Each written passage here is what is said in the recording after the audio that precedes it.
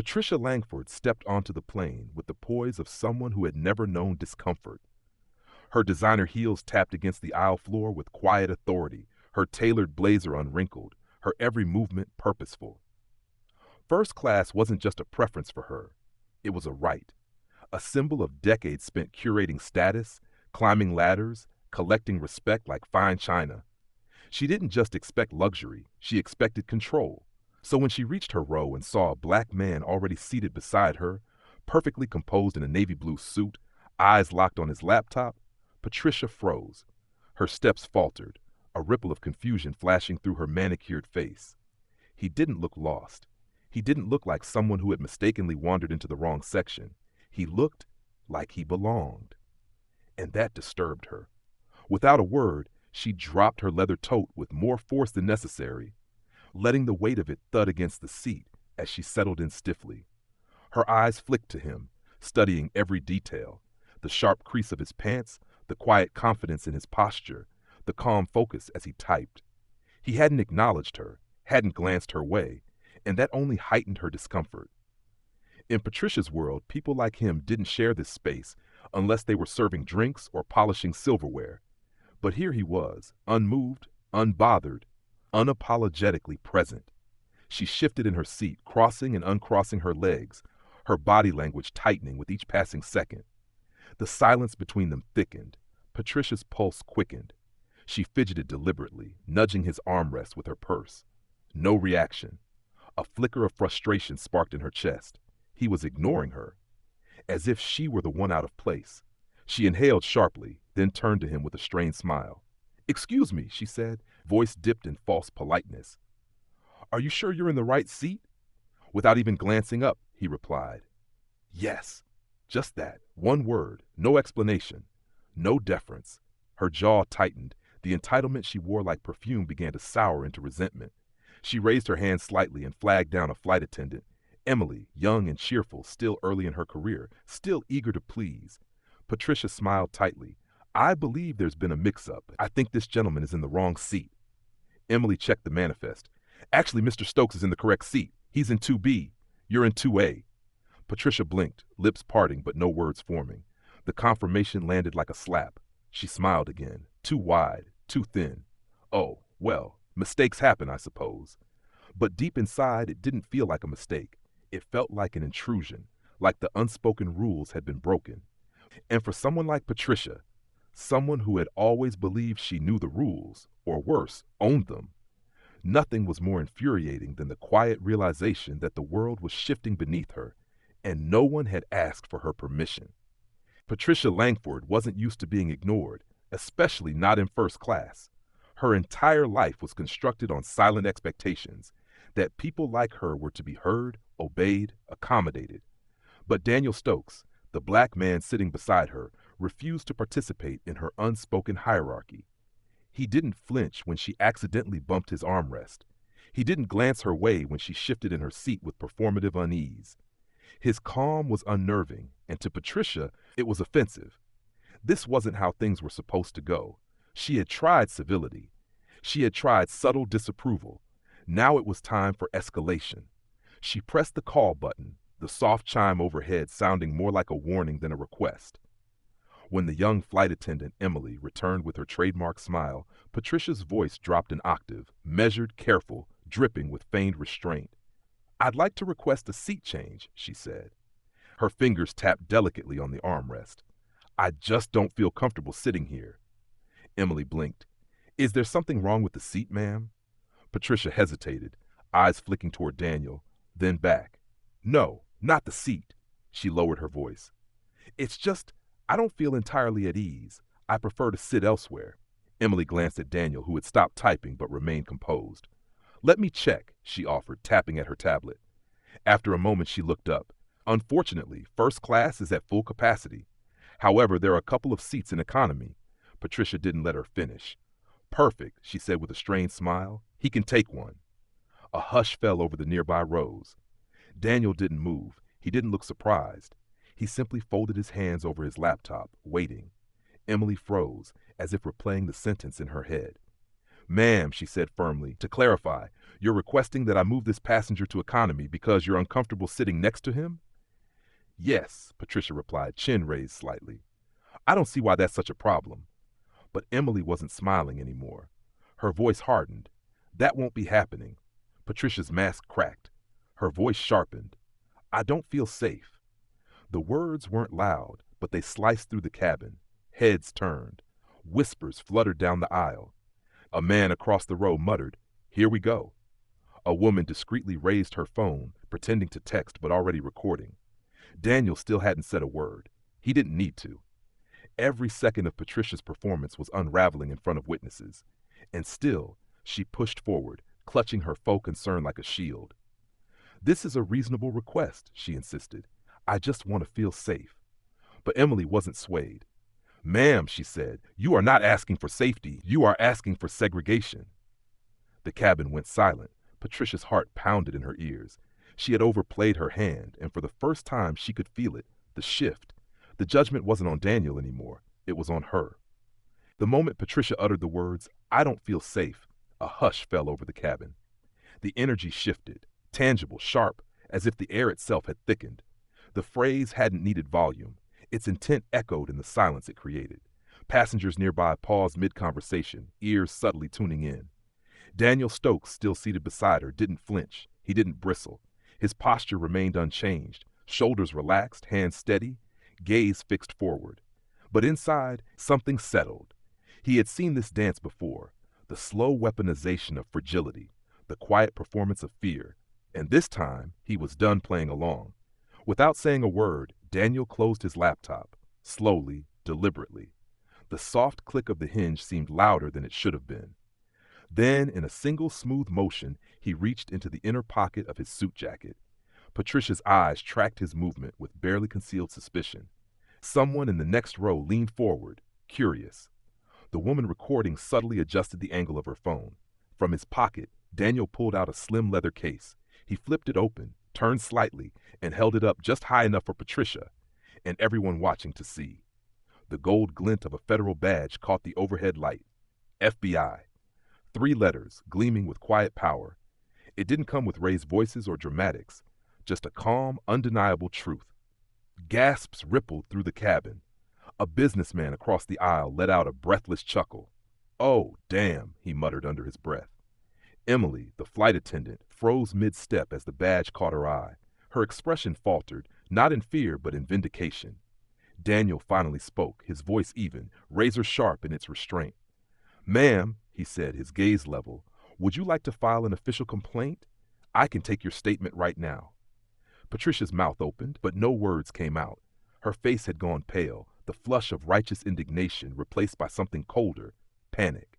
The reality of what she'd done, what she had implied, crashed over her. She hadn't just accused a man. She had accused a federal agent, on a plane, on camera. The passengers who had once politely averted their eyes were now openly watching, some with amusement, others with quiet condemnation. Patricia's hands trembled in her lap. She couldn't double down now, not without consequences she couldn't spin away from. But if she backpedaled, she'd have to admit the truth, that none of it was real, that her discomfort had nothing to do with danger and everything to do with control. No, she whispered at last. No complaint. Daniel gave a small nod, already tucking the badge away and reopening his laptop. Just like that, the moment passed, for him. But for Patricia, the fallout had only begun. Because power used to protect can turn just as easily to expose. And Daniel hadn't shouted, hadn't argued. He had simply shown the truth. And that truth, it spoke louder than anything Patricia could have said. The cabin of the aircraft, once filled with the muted clinking of glasses and idle first-class murmurs, had transformed into a courtroom of silent jurors. Patricia could feel it, every glance, every whisper, every quiet chuckle echoing in her ears. The FBI badge Daniel revealed had shattered the illusion of her control, and now the only thing louder than her internal panic was the subtle hum of judgment vibrating through the cabin walls. The woman in row 3, who had been discreetly filming since the confrontation began, now had her phone angled directly toward Patricia, capturing every twitch of her brow, every nervous shift in her seat. Her screen glowed with a caption typed in haste but sharp with clarity. Racist woman tries to remove black man from first class. He's FBI. Patricia didn't realize how fast it would happen. Within minutes, the video had already been uploaded, sent into the digital world like a spark into dry grass. She barely heard the pilot announce takeoff clearance. Her ears were ringing. Her phone buzzed in her purse over and over. She tried to ignore it, but her fingers, betraying her, fumbled through her handbag and pulled it free. Dozens of unread messages flashed on the screen. Texts from old colleagues, distant relatives, even her gardener. One read, "Is this really you? Please tell me this isn't you." Another, "OMG Patricia, it's everywhere." Her heart sank. Trembling, she tapped open her browser and typed her own name. It auto-completed before she finished. The video was already at over 20,000 views. A hashtag first-class racist was trending. The comments were brutal, unrelenting. The entitlement, the audacity. Hope she enjoys the storm she created. That FBI moment? Instant karma. Across the aisle, the businessman who had been watching the whole time leaned slightly, smirking as he scrolled through his own phone. "Yikes," he muttered, not even bothering to hide it. Patricia's breathing grew shallow. She tried to sit up straighter, to reclaim her posture, her dignity. But it was gone. The digital world had already made its judgment, and it was final. Daniel, still beside her, didn't flinch. He hadn't checked his phone once. His laptop was back open, fingers dancing across the keyboard as though nothing had happened. And that's what made it worse. He wasn't celebrating her downfall. He didn't need to. He had let the truth speak for itself. Now, she was simply left to face it, unfiltered, unedited, and playing out across thousands of screens. Patricia clenched the phone in her palm so tightly her knuckles turned white. The video was spreading like wildfire, and her name was tied to it, forever, not as the board member, the philanthropist, or the socialite, but as that woman, the one who tried to weaponize discomfort and got publicly dismantled by grace and truth. And the flight hadn't even left the ground yet. The wheels of the plane touched down with a soft jolt, but Patricia felt as if the entire aircraft had crash-landed into her reputation. Her pulse hadn't slowed since cruising altitude. Her phone, still buzzing incessantly in her bag, had become a ticking time bomb of missed calls, message notifications, and digital backlash. The video, the one she didn't want to exist, was now everywhere. Her name wasn't just trending, it was on fire. And the caption burned like acid in her mind. "Racist woman tries to remove black FBI agent from first class." She barely waited for the seatbelt sign to turn off before springing to her feet, fumbling for her carry-on with shaky hands. She kept her head down, but the murmurs followed her like shadows. "That's her," someone whispered. "She's the one." She could feel the stares, the judgment, the cameras. It wasn't just humiliation anymore. It was exposure. And there would be no unseeing what had already been seen. As she stepped into the terminal at Reagan National Airport, her worst fear materialized with terrifying speed. Just beyond the glass doors of baggage claim stood a cluster of reporters, cameras raised, lights flashing. Not a mob yet, but enough to send her heart plummeting into her stomach. A woman in a navy blazer read from a phone. The now viral video shows Patricia Langford attempting to have an FBI agent removed from first class. Patricia's knees almost buckled. 1 million views. 1 million. Her name. Out loud. In public. She turned to retreat, but it was too late. A reporter locked eyes with her and pointed. "That's her! Patricia Langford!" The cameraman swung around. Shutters clicked. Questions were shouted. "Do you have a statement, Patricia? Why did you try to get him removed? Were you aware he was a federal agent?" She bolted. Her heels clacked against the terminal floor, the echo mocking her with every step. She shoved through a family of tourists and reached the curb outside, breath ragged, hands trembling. A taxi idled. She threw herself into the back seat. "Drive," she barked, voice cracking. "Now!" As the car pulled away, her phone buzzed again. Unknown number. Her finger hovered over the screen, then accepted. "Hello?" A cold, clipped voice answered. "Miss Langford, this is James Rollins from the Marston Foundation." Her heart sank. "I assume you've seen the video," he continued. "We've received hundreds of messages demanding your resignation. I won't draw this out. The board expects your formal resignation by morning. A public statement will be released shortly." "But James, please, this is being taken out of context." "The board disagrees," he said flatly. "Good evening." Click. Patricia stared at the screen in stunned silence. The call was over. Her position, gone. Her legacy, shattered. Not even an hour had passed since she stepped off the plane, and already the walls of her world were collapsing. She thought the flight was the worst of it. She was wrong. As Patricia sat in the back of the taxi, the world she had carefully constructed over decades crumbled around her like ashes caught in the wind. Her hands trembled in her lap. Her phone, now a portal of shame, buzzed with messages she couldn't bear to open.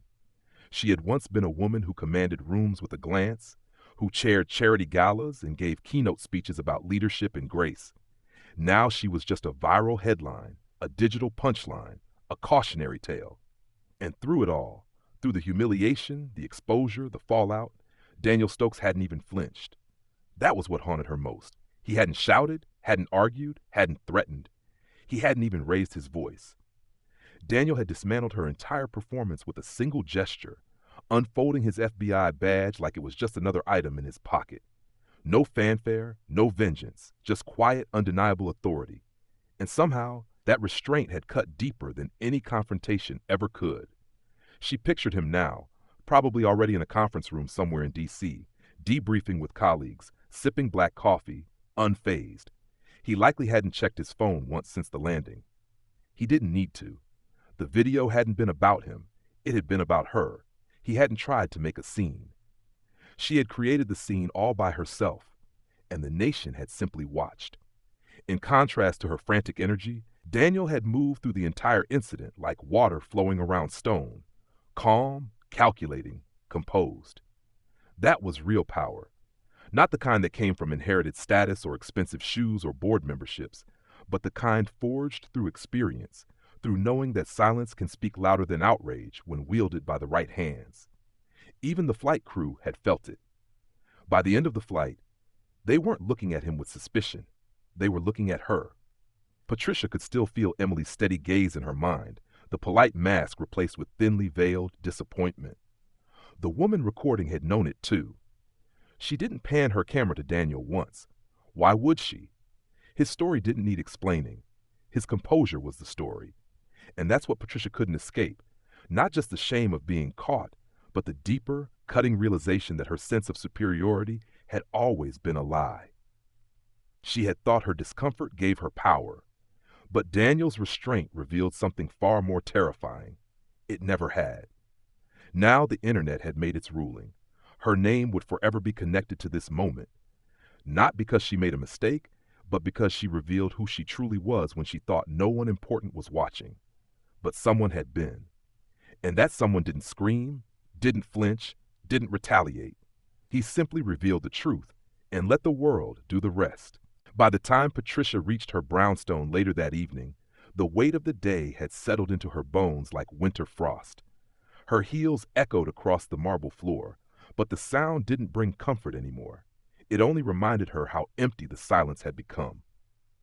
She collapsed onto the edge of her tufted sofa, clutching her phone like a lifeline, though she knew it had already betrayed her. The screen lit up with cruel efficiency. 2.6 million views and a relentless flood of comments. Every few seconds, new ones appeared like relentless waves. This is the face of privilege. She picked the wrong one. He didn't even have to say a word. Icon. Her inbox was a minefield. Resignations accepted, invitations revoked, donations declined. Every institution she had once been part of was distancing themselves with rehearsed public statements. She was no longer the woman on the podium, speaking about community and leadership. She was that woman, the one whose viral moment exposed a lifetime of quiet prejudice. A few friends texted half-hearted sympathy, the kind that was more about preserving their own image than offering real comfort. Most didn't even bother. She scrolled numbly through her feed, watching as commentators dissected every second of the video, frame by humiliating frame. The moment she said, "I don't feel safe," the second Daniel revealed his badge. The still shot of her face, frozen in disbelief. Memes, reaction videos, think pieces. It was no longer just a scandal, it was a cultural moment, and she was the villain. What haunted her most wasn't the backlash, it was Daniel. He had walked away without ever raising his voice, without even needing to defend himself. He hadn't gloated, he hadn't retaliated. He had simply let the truth stand in silence. And that truth had done what years of curated reputation could not: expose her. He was, by all accounts, already back to work, untouched, unshaken, unbothered. She envied his stillness, the way he had taken control without taking up space. His calm had crushed her panic. His dignity had magnified her shame. There would be no redemption arc for Patricia, not in this version of the story. Not when the evidence lived online forever, shared by strangers, judged by millions. There was no statement she could write, no tearful apology that would rewind the flight or erase the look in Daniel's eyes when he held up that badge. She had tried to make herself the victim, but instead she had become the cautionary tale. Her phone buzzed again. This time, she didn't look. For once, Patricia Langford, always the loudest voice in every room, always the one with final say, had nothing left to say. The world had watched. The world had decided. And as Daniel walked forward with quiet power, she remained behind, alone, silenced by the consequences of her own design. In life, our true character is often revealed not when things go according to plan, but when we believe no one important is watching. This story serves as a powerful reminder that dignity, humility, and quiet strength carry more weight than appearances or status. Patricia believed her comfort entitled her to control, but in the end, it was Daniel's calm, respectful restraint that spoke the loudest. For older generations who've witnessed the world change dramatically, this tale underscores a timeless truth. How we treat others, especially those we assume have less power, reflects more on us than anything we say about ourselves. In an age where every moment can be captured and shared, integrity isn't just private, it's public. And when we choose kindness over judgment, composure over conflict, we not only preserve our dignity, but leave a legacy that speaks for itself. No matter our age, background, or title, we all have the choice to respond with grace, to listen before judging, and to remember that respect is not something owed to us, but something we earn through every action, every word, and every moment of silence we choose to fill with compassion.